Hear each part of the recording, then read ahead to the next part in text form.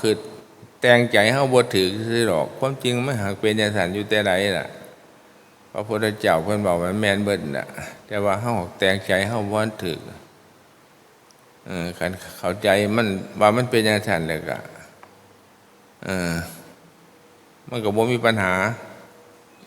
ที่มีปัญหาก็เพราะว่าเฮาบ่ทันเข้าใจเรื่องของมันน่ะมันเป็นจังซั่นอย่างว่าเมื่อนี้ได้มาเพิ่นมีฎีกาไปที่เด็กก็บ่ได้มาดอกได้ตัดเรื่องที่มันของข้าวได้มาอันก็คือกันเรื่องโบสถ์วัดสิทำมันลงตัวในปีนี้วันที่16ผ่านมานี่ก็ครบ76พอดีอายุอาตมาได้นี่ก็ว่าสิเฮ็ดให้มันแล้วฉลองก็บ่แล้วอีกล่ะโบสถ์มันลงตัวบ่ได้ก็เลยบ่มีกำหนดบานนี่คนน่ะมันแล้วยามใดก็จังว่ากันว่าซั่นบอกกับโยมกำลังหลายอย่างบ่ลงตัวก็จักสิว่าจังได๋มันเป็นเองมันคืออยู่ไปบ่อยฟังอาจารย์เสิร์ชบ่อยฟังก็โอ้ยคือเห็นอยู่แล้วเอาก็ไปยากคือกันได้นี่ว่าซั่นอย่ามากราบเพิ่นฟังแต่ข่าวอยู่พ่อแม่ครูบาอาจารย์เบิดไปที่ใดเห็นบ่แต่หลวงพ่อเจ้าคุณละม่อนไปเฉพาะตัวพงไปแต่หลวงพ่อเฮาคู่มื้อนี้ตีนี่จังว่ามาเห็นเพิ่นบางหันน่ะเพิ่นสีใส่หูเพิ่นปรับอย่างเฮาบ่ฮู้จักอยู่เฮ็ดจังไดเนาะ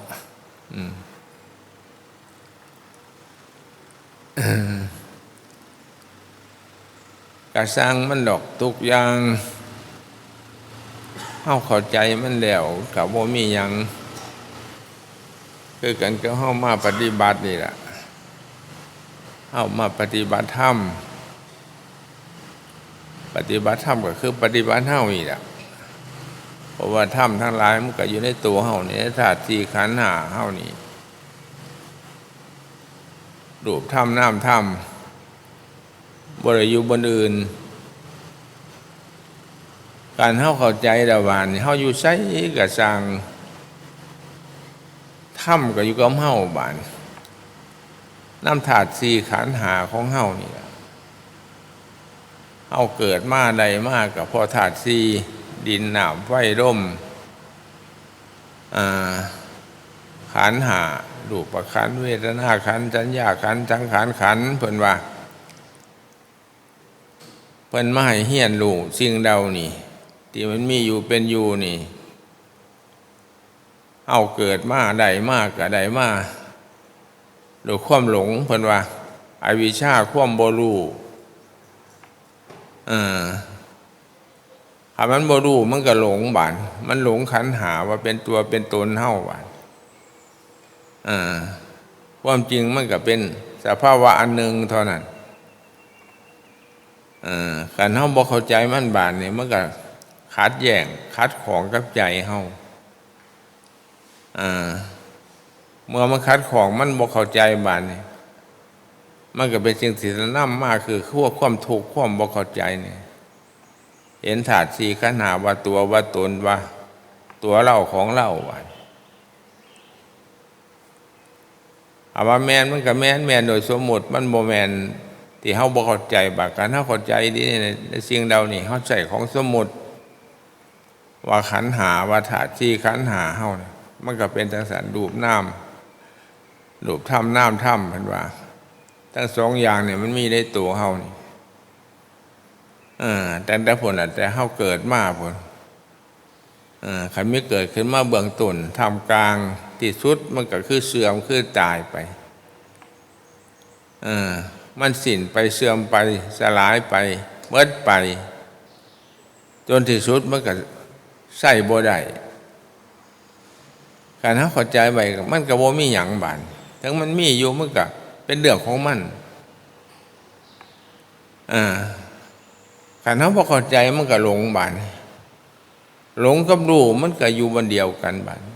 ถ้ามันดูซะแล้วก็ว่ามันธาตุสี่คือดินน้ำไฟลมที่มาประชุมกันนี่ว่าตัวเฮากายเฮาตัวเฮาทั้งหลายที่เฮาใช้กันนี่ที่มันเป็นอยู่มีอยู่นี่แหละขันเข้าใจว่ามันมีเกิดมันก็มีแก่มีแก่กับมีเจ็บมีเจ็บก็ต้องมีตายว่าขันได้เกิดแต่ก็ว่าต้องหวังนะวันที่บ่อนตายมันก็ต้องตายสาตายไหวตายเศร้าตายเย็นยังกระชังเนี่ยความจริงมันก็ตายอยู่เหมือนนะมันตายยังมันเสื่อมมันสิ้นไปเนี่ยมันตายกันคือสภาพร่างกายของเฮานี่แหละมันมีความละเอียดหลายจนว่าเฮาบ่ฮู้จักมันคือตาเฮานี่แหละหูเฮานี่แหละเพิ่นว่าอินทรีย์ความเป็นใหญ่และธาตุสี่ขันธ์ห้าเฮานี่มันมีความเกิดขึ้นแล้วก็ตั้งอยู่ก็เสื่อมไปสิ้นไปแต่ก่อนมันก็ดีบัดต่อไปบัดต่อมานานๆบัดตัวดีมันก็เบิดไปมันยังแต่ว่าแนวบ่ดีบัดหน่อยลงครับแม่นน่ะคือกันกับไฟเนี่ยมันอ่อนแบตเตอรี่มันอ่อนน่ะสิแสงมันก็ไฟก็อ่อนบัดมันเสื่อมมันเบิดไปแต่แบตเตอรี่มันไปชาร์จได้เด้บัดแต่ว่าคนเฮานี่ก็คือกันนั่นแหละมันบ่ได้เบิดแห้งก็ไปหาหมออันไหนพอแก้ได้ก็แก้ไปเป็นตัวบางขังบางข้าวแต่มันดีมา100%คือเก่านั่นได้มึงก็บ่นานว่ามันเบิดดีมันแต่มีแต่แนวบ่ดีอยู่กับตัวเฮาบาดนี้การเฮาเฮียนฮู้เข้าใจสิ่งเหล่านี้บาดนี้ของนี่คือเฮาได้มาโดยที่ของมันเป็นของมันเองบาดนี้เอามาเฮียนฮู้ให้มันเข้าใจบาดมันก็อยู่นำกันไปได้บาดโดยความที่ว่าเฮานั่นบ่ได้อยู่แต่อำนาจของมันบาดอยู่เหนืออำนาจมันให้เฮาเข้าใจเฮาศึกษาคันเฮานั่นความเกินเฮาน่ะจะให้มีจังได๋ขายมันอยู่จังซั่นว่าซั่นแต่มันเป็นไปบ่ได้คือทุกคนนั่นล่ะคือแม่ใหญ่แต่ก่อนน่ะก็บ่ได้เป็นแม่ใหญ่เป็นแม่น้อยต่อมาอายุหลายขึ้นบาดมันก็เลยเป็นแม่ใหญ่แม่เฒ่าไปที่บ้านกับผู้เก่านั่นน่ะมันหักนานมากมันหักเปลี่ยนไปมันเปลี่ยนไปแถมมันอยู่โยงคงทนคือเก่ามันก็เปลี่ยนไปบ่ได้มันเป็นซั่นไผก็สร้างเจ้าฟ้ามหากษัตริย์ก็เป็นด้วยกันเศรษฐีมหาเศรษฐีก็เป็นด้วยกันบัดนี้แต่ว่าการเฮาเกิดมาน่ะผัดหลงโลกด้วยบาดเพิ่นว่ามันหลงโลกมันหลงจังซี่มันเป็นหลงคือเขาหลงป่าหลงในหลงร่างกายเฮานี่ติหลงอัตภาพร่างกายเฮานี่มันทำให้เฮาเป็นทุกข์อยู่นี่บาดตั้งเถื่อก็ว่ามันเพียงคือสร้างเป็นแต่ว่าซั่นอยู่มันสร้างจนเฮาคิดบ่ได้พุ่นติได้เห็นบ่โลกหยังสารพัดอย่างแต่มันสิเป็นบาดมันเป็นสารบัดแต่ว่าเพิ่นว่าเฮามาปฏิบัติธรรมหรือปฏิบัติเฮานี่บัดปฏิบัติเพิ่นว่ามีศีลมีธรรมมีศีลแล้วก็มีธรรมที่แรกเข้ามาเฮ็ดตัวเฮามันเป็นศีลซะก่อนที่เพิ่นว่าศีล5ศีล8ศีลอิหยังเนี่ยสมมุติกันเป็นชื่อขึ้นมาผมจริงก็ศีล5ประการที่เฮา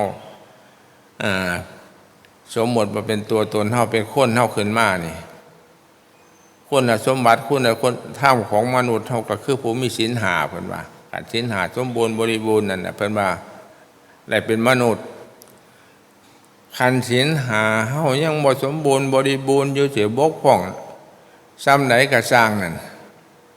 ก็ยังบ่ทันเป็นมนุษย์เป็นอมนุษย์คือผู้ไม่ใช่มนุษย์เพิ่นว่าฟังดิอมนุษย์คือบ่แม่นมนุษย์โดยตรงแม่นก็มันก็บ่เต็มคันอยากเป็นมนุษย์สมบูรณ์บริบูรณ์โดยตรงให้มันมีศีล5ประการคันมีศีล5ประการนั่นอยู่ในตัวไผก็สร้างบ้านนั่นเฮามีความคุณสมบัติของมนุษย์สมบูรณ์ 100% แม้นผู้อื่นสิบ่ฮู้จักมันก็มีของมันนั่นคันหาว่าบ่มีศีล5ประการยังบกพร่องส่วนใดส่วนหนึ่งอยู่นั่นก็ให้เข้าใจว่าตัว เฮาเองนั้นบ่ทันมีมนุษย์โดยสมบูรณ์ยังมีอามนุษย์อยู่บ้านอามนุษย์กับมนุษย์มันก็หน้าตาคือกันบ้านย่างคือกันไปคือกันเว้าคือกันกินคือกันนอนคือกันบ่ต่างกันแต่ที่เป็นมนุษย์โดยสมบูรณ์ได้ก็ต่อเมื่อเฮามีศีล5ประการเดี๋ยวเฮาตรวจตาดูเฮาบ้านเฮามีศีล5สมบูรณ์บ่ทุกคนนั่นล่ะเมื่อทุกคนน่ะบ่ว่าจะไม่ออกข้อออกก็คือการฮอดอาตมานี่คือกันก็ร่วมอยู่ในมนุษย์เบิดเนี่ยเป็นอย่างนั้นถ้าเป็นพระหรือเป็นอีหยังก็สูงขึ้นไปกว่านั้นบาดนี้เพิ่นมามีศีลสมบูรณ์บริบูรณ์ต่างกันคุณธรรมคุณสมบัติก็สูงทรงกว่ากันไปบาดคือกันครับหลวงพ่อชาเพิ่นบาดขันบวชมาเป็นพระนี่มันก็ต้องถิ่มโยมให้มันเบิดจักก่อนเด้มันจะเป็นพระได้เพิ่นว่าเฮาขันยังถิ่มโยมบ่ทันได้เห็นบ่เพิ่นแต่ว่ากิริยาอาการกิริยามารยาทอย่างทุกสิ่งทุกอย่างมันก็ต้องถ้ามันเป็นนักบวชเป็นนักพจน์เป็นว่าขันที่เฮ็ดคือฆราวาสวิสัยมันก็เป็นฆราวาสวิสัยอยู่เพิ่นว่านั่นจังว่ามันต้องแก้ต้องไขต้องเปลี่ยนการทีมคนบ่เบิดยังเป็นพระบ่ได้เพิ่นว่าหลวงพ่อชาเห็นบ่หอดคำพูดคำจาเพิ่นก็ให้เปลี่ยนคันกินเพิ่นก็ว่าฉันคันมานอนเพิ่นก็ว่าจำวัดเนี่ยก็หางนอนนั่นล่ะมันจำวัดมันต่างกันทั้งในใจผลกำหนดจังไหนเฮ็ดจังไหนมันต่างอย่างสั้นขันเป็นพระก็ต้องเฮ็ดต่างจากโยมบาดทุกกิริยาทุกอาริยบททุกอย่างคือกันบาดนี่มันก็ทำหน้าที่ของสมณะหรือบรรพชิตเนี่ยมันได้เนี่ยมันจะเป็นบรรพชิตเป็นพระได้เพิ่นว่าหลวงพ่อชาเนี่ยก็แม่นบาดแม่นดีบาดบัดหาเฮามาเฮ็ดได้จังฮู้จักว่าโอ้มันเป็นซี่มันเป็นสัญชาตญาณนี่เป็นธรรมชาติจังซั่นคือกันก็ว่าเพิ่นว่าเฮามาปฏิบัตินี่ล่ะบอกว่าเฮ็ดจังซั่นเป็นสมาธิเฮ็ดจังซี่มันได้สงบว่านั่นอันตัวสงบอีหลีภายในนั่นมันเฮ็ดให้กันบ่ได้มันเป็นของไผของมันบัดพ้นอันเฮ็ดไปเห็นได้ไปเป็นผลจังหูจักคือก็หวานกับสมก็หวานนี่ล่ะอันภาษาสมกับหวานนี่นั่นเว้าจังได๋ก็บ่เข้าใจอยู่หั่นน่ะจนกลัวผู้นั้นสิไปสัมผัสด้วยตนเองมันจังสิฮู้จักคันผู้นั้นไปสัมผัสแต่หวานเอาเข้าปากไปน่ะโอ้นี่มันหวานว่าซั่นโอ้หวานเป็นสีนอกสมนี่มันเป็นสีนอกนั่นผู้นั้นเข้าใจแล้วบาดอันถ้ำนี่คือการปฏิบัตินี่คันมันเห็นทั้งใจแล้วบาดใจมันหูบาดภาษาธรรมภาษาใจนี่มันเป็นสั้นบาดจังว่าหันสิบ่ให้กันฟังนั่นเว้ามัดมือผู้นั้นก็ยังบ่เข้าใจอยู่ดีๆน่ะคันผู้นั้นปฏิบัติเองนั่นมันเป็นปัจจตังรู้ได้เฉพาะตนเพิ่นว่านั่นคันเป็นภาษาธรรมปัจจตังเวทิตโพวินยูหิวินยูทนจะพึงรู้ได้เฉพาะตนว่าจังมันก็ต้องทำเอาเองลงมือเอาเองสัมผัสเอาเองมันเป็นอาจารย์จนกว่าเฮานั่นจะไปสัมผัสถูกต้องในสิ่งนั้นบานมันก็ฮู้จักบานภาษาฮู้ตัวนี้นั่นเพิ่นมันเป็นปัจจตังรู้ได้เฉพาะตนสิมาสอนมาเว้าให้กันฟังนี่เปรียบเทียบวิธีจังซั่นจังซี่บอกเว้าปานใดมันก็ยังบ่เข้าใจอยู่น่ะจนกว่านั้นผู้นั้นสิไปสัมผัสได้โดยตนเองมัน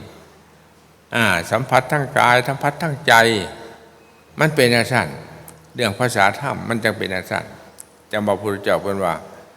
โอปนายโกน้อมเข้ามาใส่ตนมาซั่นบอกจังซี่จะไม่น้อมหยังมาน้อมใจว่าซั่นคำว่าใจมันก็บ่เป็นตัวเป็นตนมันเป็นนามธรรมบาดแต่มันหางมีอยู่ในทุกคนมันเป็นอย่างนั้นจนกลัวผู้นั้นสิปฏิบัติที่น้อมเข้ามาได้เห็นบาดเห็นในใจกับเห็นนอกใจมันต่างกันบาดฮู้ในใจกับฮู้นอกใจมันก็ต่างกันแต่มันหางมีอยู่นี่มันเป็นอย่างนั้นฉะนั้นพระพุทธเจ้าเพิ่นจึงมอบให้เจ้าโตทุกคนน่ะมันอยู่นำเฮาธาตุสี่ขันธ์ห้าก็มีอยู่นำเฮาบ่ได้อยู่นำผู้อื่นของผู้อื่นก็คือของผู้อื่น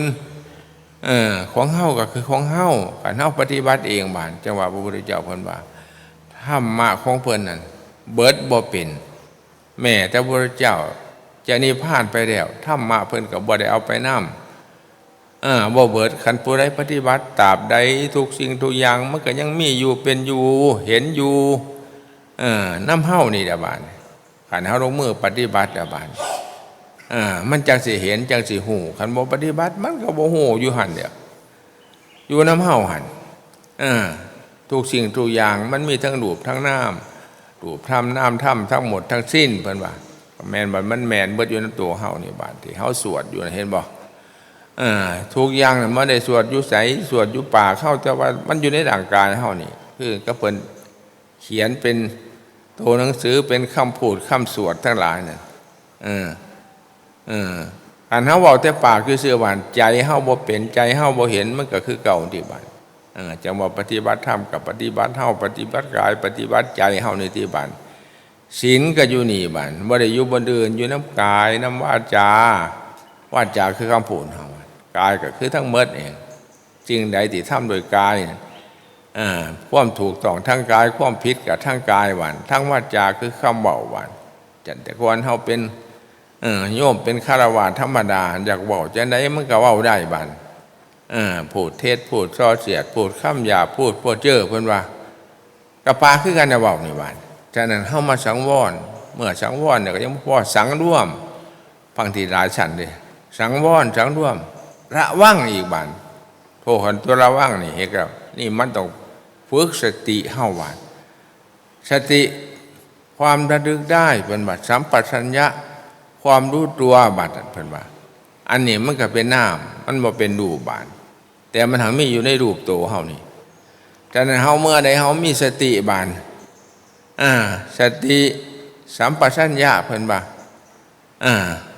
คือเฮามีความหูเมื่อบอกไงหูเมื่อตัวเฮาหูเมื่อนี่พระพุทธเจ้าเพิ่นให้มาทำความรู้พระพุทธเจ้าก็ถือว่าผู้รู้บานขันเฮามาทำผู้รู้ได้ให้มันมีทุกอริยบทนั่นแหละเฮาสิได้อยู่ใกล้พระพุทธเจ้าหรืออยู่กับพระพุทธเจ้าก็ว่าได้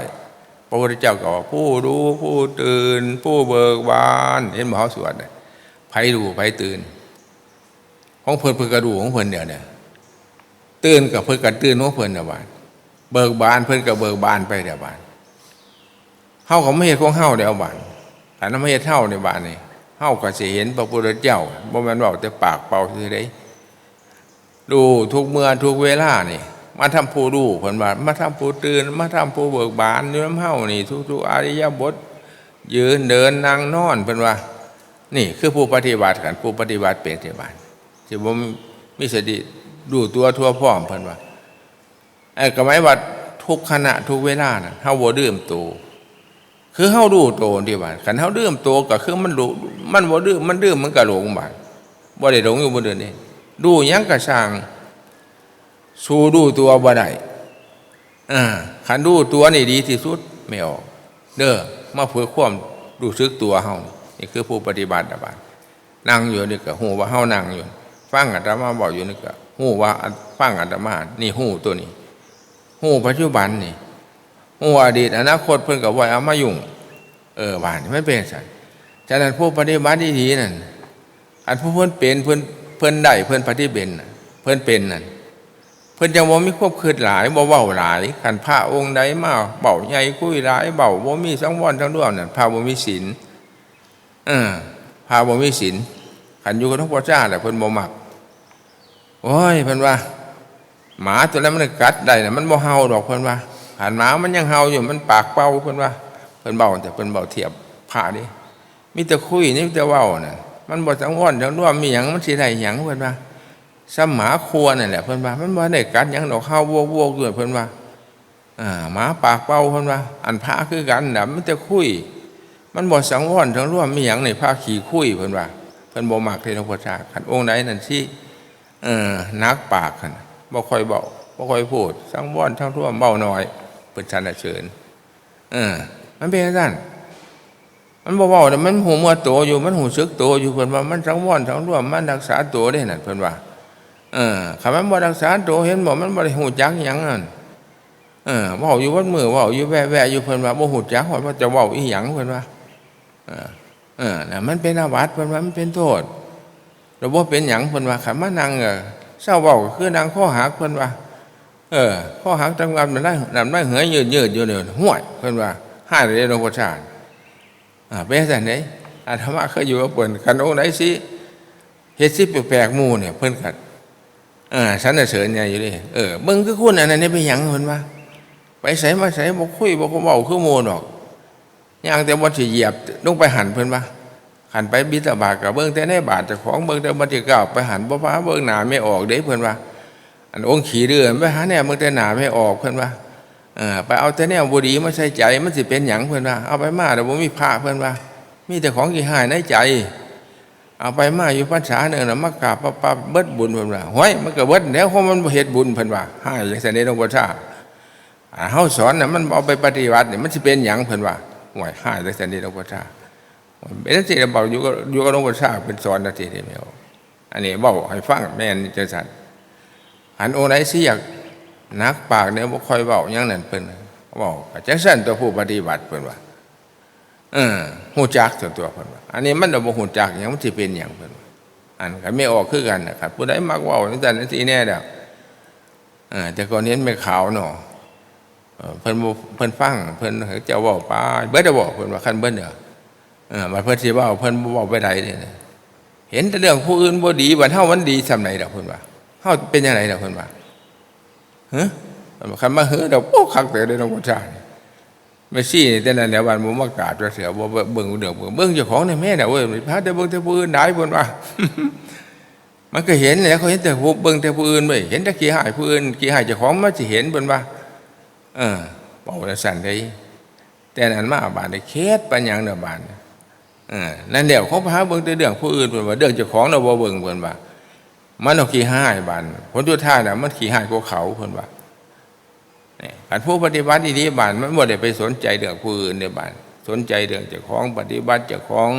แม้จะอยู่หลายคนก็สร้างเฮ็ดหยังก็สร้างหน่อยคนหลายคนบ่สนใจบ่ได้เอาคนหน่อยคนหลายมาเป็นประมาณบ้านแม่นเฮาอยู่ผู้เดียวคือกันบ้านมันสงบขัดเป็นอาหารมันบ่มันสงบบ่มีหยังมารบกวนจิตเฮานั่นติกิเลสเฮานั่นติมันบ่รบกวนเฮาบ้านอยู่ในป่าก็ดีภาคเพียรปฏิบัติมีสติความรู้สึกตัวทุกเมื่อทุกเวลาเนี่ยปฏิบัติเฮ็ดจังซั่นบ่สาว่าไว้เฮาก็เฮ็ดของเฮาอยู่บ้านอันนี้มันไปเด่นอารมณ์ภายนอกอยู่ไปปรุงแต่งแนวภายนอกอันนั้นอันนี้ป้าสารพัดแนวบ้านแล้วว่าเป็นหยังบ้านนี่เพราะมันบ่ได้ปฏิบัติคันใดปฏิบัติอีหลีดอกมันบ่เป็นจังซั่นได้บ้านมันฮู้จักมันนี่ปฏิบัติผิดกับปฏิบัติถูกมันก็อยู่ใกล้ๆกันน่ะคันมันผิดมันก็มีแต่ผิดไปบัดคิดมันก็ผิดเว้ามันก็ผิดอย่างต่างๆนั่นหลายผิดไปเบิดบัดปรุงไปแต่งไปบัดมีแต่แนวบ่ดีบัดได้แต่แนวบ่ดีบัดเดี๋ยวว่าเป็นหยังบัดเป็นจังซั่นนี่คันผู้ปฏิบัติกันอันพระบวชมาว่าท่านมันฮู้จักเรื่องปฏิบัติบัดไปอยู่ไสมันก็ได้ปฏิบัติอยู่ในป่าเฮาก็ได้ปฏิบัติอยู่องค์เดียวก็ได้ปฏิบัติอยู่หลายองค์ก็ได้ปฏิบัติได้ภาคได้เพียรปฏิบัติบ่เห็นแก่ปากแก่ท้องบ่เห็นแก่อยู่แก่กินบ่เห็นแก่รับแก่นอนไหนมันเป็นจังซั่นกันเฮ็ดนำความอยากของเฮามาจังมันลงพาลงทางต่ำก็เฮ็ดมันไปตามจังซั่นมันก็พาไปทางต่ำเนี่ยบาดขับไปทางต่ำก็ได้แต่แนวบ่ดีบาดมันก็ได้อยู่มันทางใดแนวบ่ดีบาดมันเป็นจังซั่นมันก็มีผลคือกันน่ะผลทางมันบ่ดีกันผลทางดีมันก็ดีบัดยังเชิดชู้อุดหนุนเกื้อกูลเจ้าของขึ้นบานคำว่าเบิดบุญนั้นบ่มีแห่งบุญเพิ่มพูนขึ้นบานนั่นมันเป็นจังซั่นอันผู้ปฏิบัติไปอยู่ไสก็สร้างเพิ่นว่าสุขโตเพิ่นว่าอยู่ก็ดีไปก็ดีของมันดีอยู่นำเฮาเฮ็ดเอาดีอยู่แล้วเฮาปฏิบัติเอาคันเฮาบ่ปฏิบัติเฮาเอาเฮ็ดเอาปฏิบัติเอาเนี่ยไปอยู่ไสก็พอเหมือนเก่าอยู่หอนมือตายก็ตายถิ่มซื่อๆบ่เป็นมันเป็นจังซั่นจังว่าคันเว้าเรื่องปฏิบัตินั่นมันบ่ได้ขึ้นน้ำหน่อยน้ำหลายก็ดีคันเฮ็ดดีคันบ่หลายก็บ่ดีคันเฮ็ดบ่ดีนั่นจังว่าคันเฮารู้จักกำหนดกฎเกณฑ์จังซี่เพิ่นมาพาเฮ็ดพาทำจังซี่เฮาเสียสละเวลามา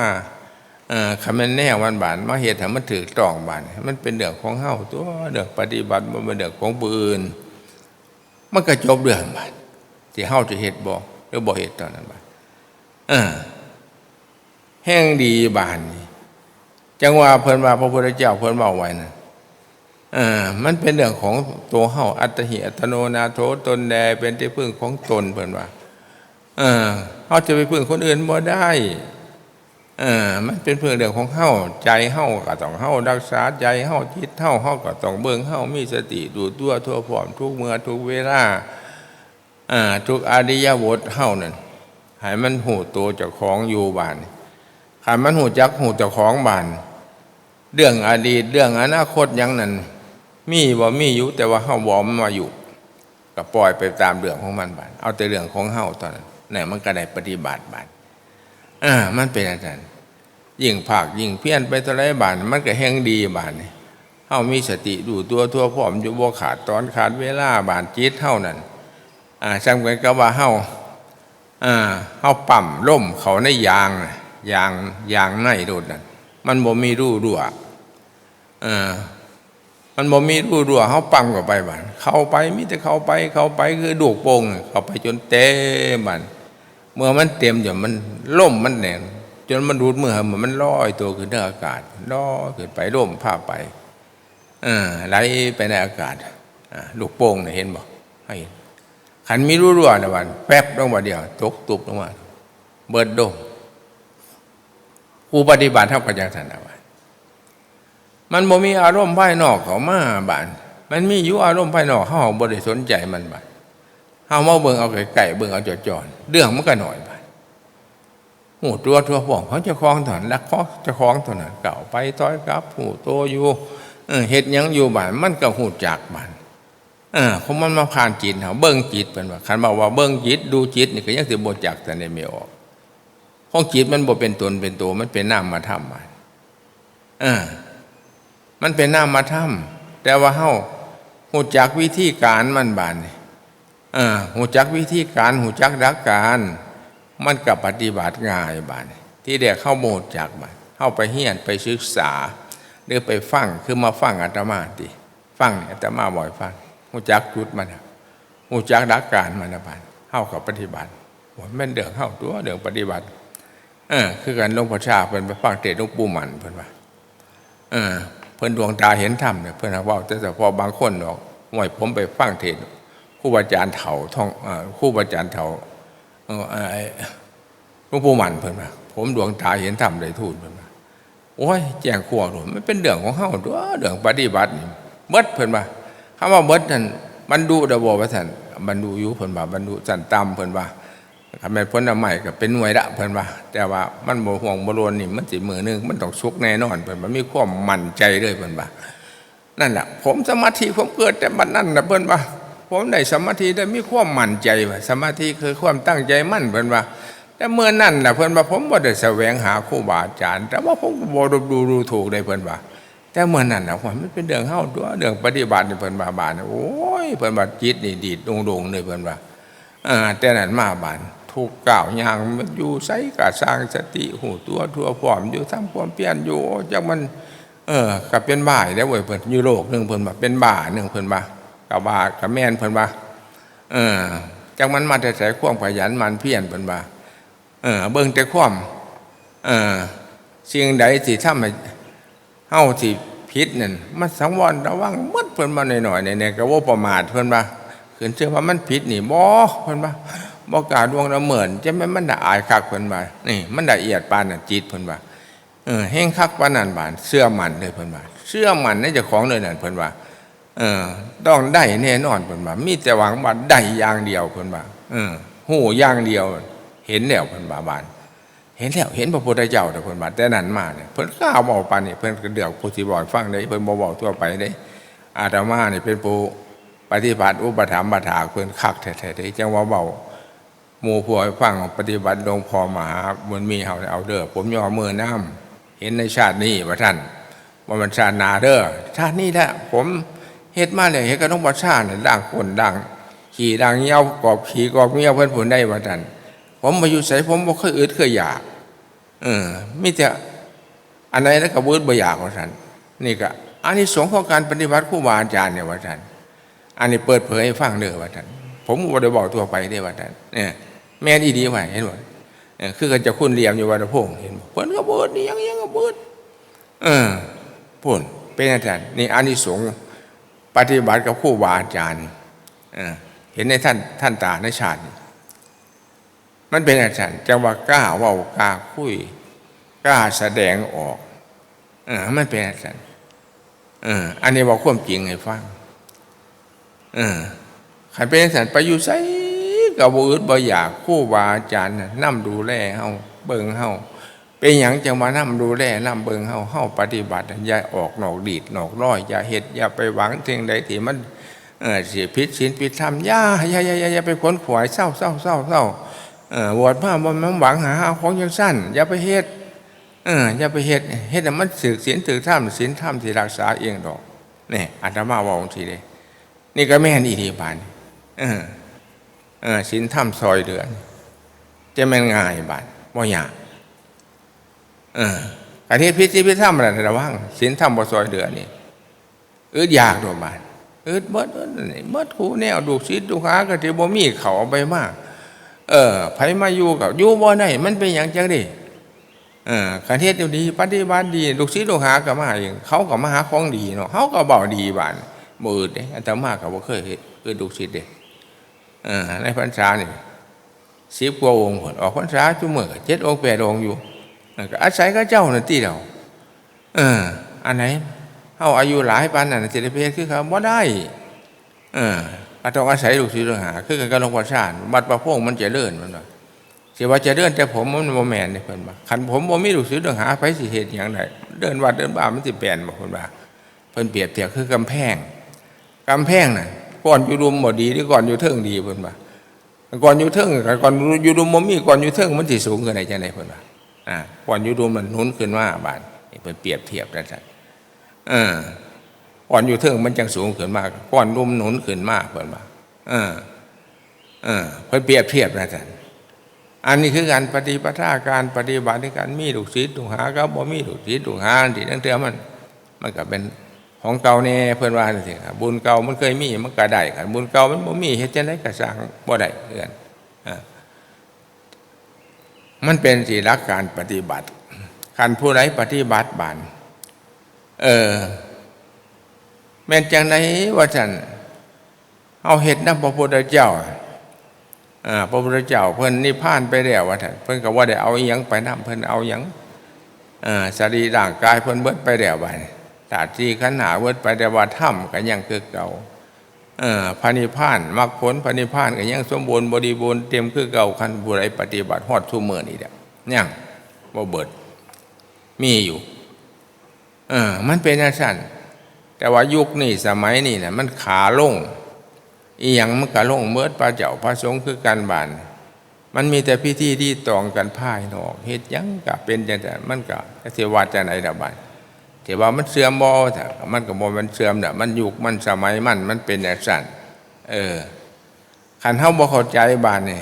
ตั้งแต่ลูกหลานเฮาเกิดมาในยุคนี้สมัยนี้มาเห็นซ้ำนี่เห็นจังซี่บาดนี่ก็พอใจในซ้ำนี่บาดแต่ความจริงนั่นเบิดมันก็บ่เบิดดอกมันยังอยู่บาดแต่ว่าแกนแท้มันอีดีนั่นมันก็สิน้อยไปละบาดมันแต่มีของปลอมกับของบ่ปลอมของเทียมมิตรของอีหยังเพิ่นว่านั่นมันก็คือกันศีลธรรมนี่ก็คือกันคู่มือนี่มันก็มีส่วนมากมันก็เป็นแต่พิธีที่ตองกันไปส่วนมากของแท้ของจริงอีนี่มันก็เบิดไปที่ละบาดมันเป็นอันซั่นห้ามไปก็บ่ฟังมันขาลงเพิ่นว่ามันก็คือลงกับลงน่ะติดาบานมันเป็นจังซั่นจังว่าเฮานั่นเกิดมาในสมัยนี้เฮาเห็นซ้ำนี่เฮาพอใจในซ้ำนี่บานเฮามาศึกษาเข้าใจปฏิบัตินี่เรื่องปฏิบัตินี่มันเป็นเรื่องของเฮาผู้อื่นเฮ็ดให้เฮาบ่ได้แม่นสิเป็นได้ก็สร้างบานมันอยู่กับตัวไผตัวเฮาเข้าใจเฮาปฏิบัติบานเฮามารักษาศีลก็ศีล5ให้มันได้ศีล8ก็บริสุทธิ์บริบูรณ์น่ะมันได้มันแก่ขึ้นไปเองมันบานนี่อันโมนี้ก็เป็นธรรมดาคือกับผลน้ำใหม่บานผลน้ำใหม่มันเกิดมาที่แรกมันก็หน่อยๆต่อไปมันบ่ร่วงบ่รวนต่อไปมันก็แก่ขึ้นมาจนมันสุกบานคันมันสุกมันก็เปลี่ยนไปเบิดบานมันไหนความอร่อยความหวานรสชาติมันก็เปลี่ยนไปจากรสฝาดรสส้มรสอีหยังต่างๆทั้งหลายบาด มันก็เปลี่ยนมารสหวานเข้ามาบาดมีความอร่อยใจเฮาคือกันเฮาปฏิบัติเฮาได้เฮาเห็นทุกสิ่งทุกอย่างธาตุสี่ขันธ์ห้ามันเป็นธรรมดาของสิ่งของเสื่อมมันเป็นอย่างที่เฮาเข้าใจบาดกับผู้บ่เข้าใจมันต่างกันบาดมันก็มีน้ำทุกคนนั่นแหละของเขาก็มีของปืนก็มีบาดเฮาเข้าใจบาดเข้าใจมันก็ฮู้จักเรื่องบาดฮู้จักเรื่องนั้นสิ่งเหล่านี้บาดกับคนบ่ฮู้จักมันต่างกันในบาดแต่คนฮู้จักเรื่องต่างในบาดใจเฮามันสิบ่ได้แบกใจเฮาสิบ่ได้ยึดใจเฮาสิบ่มีอุปทานมีอยู่มันบ่มีแต่ว่าใจเฮามันบ่แบกบาดใจเฮาก็เบาบาดเป็นจังซั่นบาดเฮาก็ได้ประคับประคองสรีระร่างกายเฮานี่คือเหือข้ามน้ำไปฝั่งนั้นเฮาอาศัยเหืออาศัยธาตุสี่นี่ขันธ์ห้าคือเหือคือแพร่คือนาว่าเฮาอาศัยอยู่นี่ก็ธรรมดามันเหือเฒ่าเหือมันนานน่ะ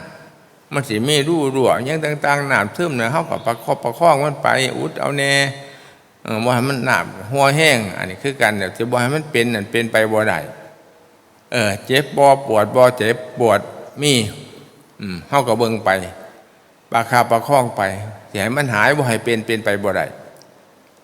คืออาตมาเบิ่งอาตมานี่ปวดเข่าว่าซั่นโยมมันมีเข่ามันก็ปวดเข่าเนี่ยแต่ก่อนมันก็นั่งจังได๋ก็ได้ชั่วโมงนี้แม้แต่สิไปนั่งเบาก็ต้องหาเครื่องใหม่จับไว้ซะก่อนเพื่อจะไปยุ่งขึ้นมันบ่มีแห้งคันนี้ไปเห็นเก้าอี้คันสินั่งเก้าอี้ก็ได้อยู่แต่ว่าหมู่บ่นั่งก็อายเขาดีล่ะก็นั่งทนเอาซะก่อนคันนั่งเก้าอี้ก็ดีกว่านั่งคือไม่ใหญ่นี่ล่ะคันนั่งที่บ่ทันสิลูกเดินเอามาส้วมปีกขึ้นบ่ได้ก็ขออภัยเด้อนี่ผู้เฒ่าอาจารย์ให้เข้าใจบาดบ่ได้ปรับโทษไปเด้บาดมันก็เป็นไปตามสภาพมันอันนี้คือกันการเฮาเข้าใจบาดเนี่ยทุกอย่างมันมีปัญหาที่มันมีปัญหาคือเฮาบ่เข้าใจบาด